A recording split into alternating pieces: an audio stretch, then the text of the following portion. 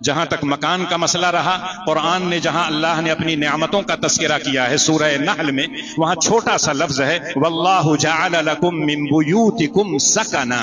گھر آدمی اس لیے بناتا ہے سکون اور آرام ملے۔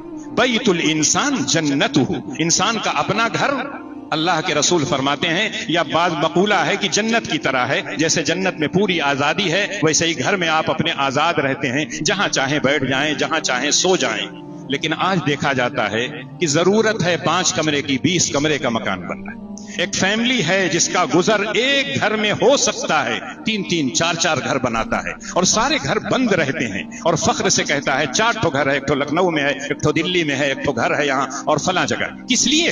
اگر آپ بنوائے ہیں کرائے پہ دے دیجئے نا، کسی غریب کو دے دیجئے، مفت میں دے دیجئے، رہے گا وہ تو اللہ کی طرف سے رحمتیں اور برکتیں نازل ہوں گی۔ جب انسان گھر بناتا ہے اس میں کوئی رہنے والا نہیں ہوتا ہے تو جو ہمارا دشمن ہے شیطان، وہ بسیرا کر لیتا ہے، جنات، اور وہ ہم کو اور آپ کو پریشان کرتے ہیں۔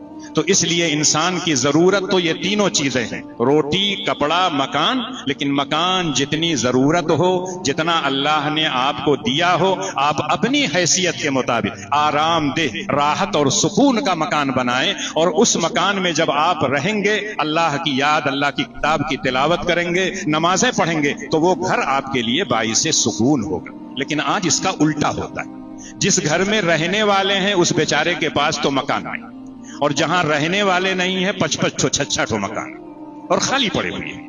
اس لیے ہم کو ان تمام چیزوں پر سوچنا چاہیے۔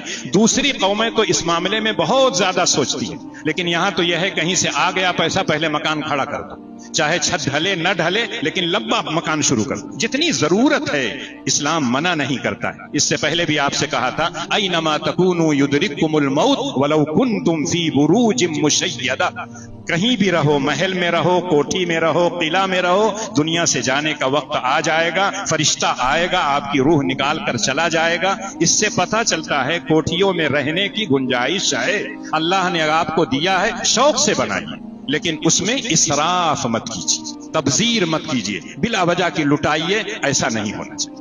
ابھی میں قریب میں ایک صاحب کے گھر گیا تھا تو استنجا خانے میں گیا تو جو ٹائل لگا ہوا تھا اس پر تتلیاں بنی ہوئی تھیں، گلاب کا پھول بنا ہوا تھا۔ جب آدمی استنجا کے لیے جاتا وہاں ضرورت کے لیے جاتا، وہاں تتلی دیکھنے نہیں جائے گا، وہاں گلاب کا پھول دیکھنے نہیں جائے گا، لیکن چونکہ اللہ نے دے رکھا ہے پیسہ، جتنا چاہے لگا دو۔ آج کل زمین میں جو ٹائل لگاتے ہیں اتنی چکنی ہوتی ہے کہ جب آدمی بڑھاپے کی طرف جاتا ہے، جب پھسلتا ہے تو یہ سب کا ہے ٹوٹ ٹاٹ کے برابر ہو جاتا ہے، تب آدمی کہتا ہے کچکے مکانوا اچھا رہا۔